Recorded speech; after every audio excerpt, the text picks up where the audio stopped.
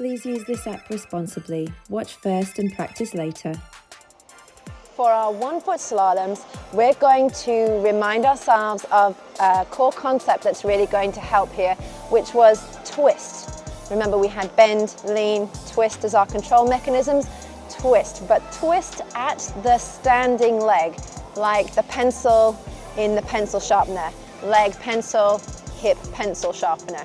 So for a moment, let's just remind ourselves of how we can make that rotation happen. Now, we're going to be trying to do that as we're moving with the leg that we're standing on. So we might take a moment by the barrier here just to try standing on one leg, and with our weight in the middle of our blade, feeling what it's like to gently rotate that leg from slightly diagonal one side to slightly diagonal the other side.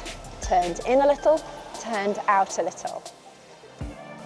Now, as we take that move into motion, I'm going to start with a few gentle skates forwards to build a little bit of momentum, and then take a moment to get that balance established on 1 foot in that straight line.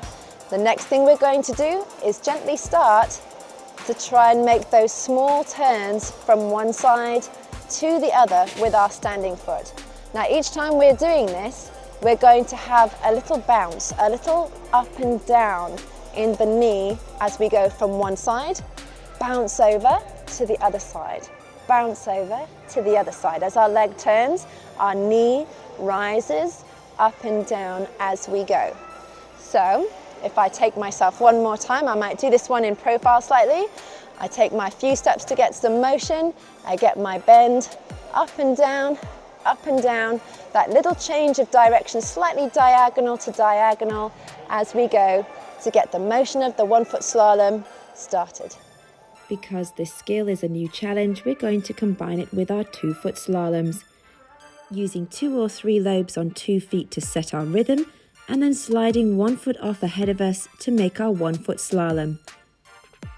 Combining our 2 foot and 1 foot slaloms lets us get a feel for continuing the knee action. Notice the constant rise and fall motion of Vitali's knees and ankles as he demonstrates here. Maintaining upper body discipline, we aim to keep our arms extended at the size of our bodies, allowing the lower body to skate the serpentine pattern as the upper body seems to float almost unchanging.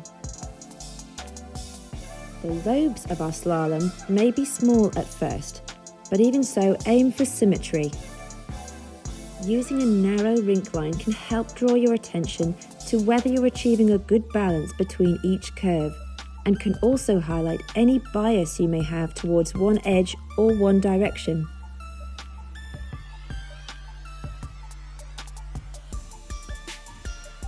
And once we're feeling comfortable and settled with this skill, we can begin to add sway or rhythmic lean, as we see Vitali demonstrate here in both his 2 foot and 1 foot slaloms.